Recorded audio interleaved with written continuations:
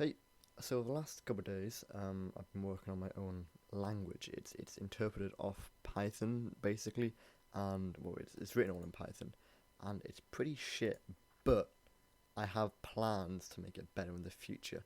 At the moment, you change stuff with this kind of you've got to go in a little bit more depth. But I want to make it so that you have a file, and you can change every single keyword in it, just to make it that little bit more like customizable. So like, if I don't want to say var, so you can set variables here as like 10.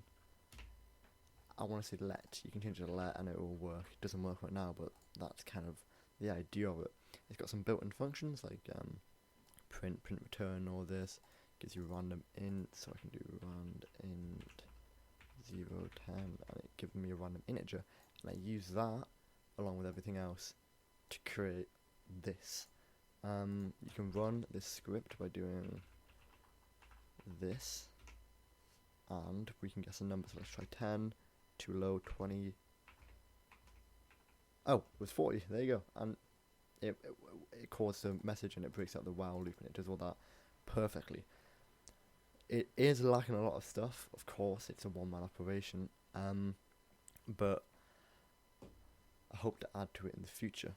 It is basically the same with Code Post's tutorial, but instead of having one big file, it's been split up, and it has some changed names and some changed grammar rules, which I didn't like. For example, when you're creating a for loop, he didn't have var I equals like 0. Oh fuck it, I can type.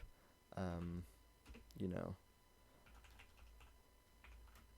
We need to put it to 5.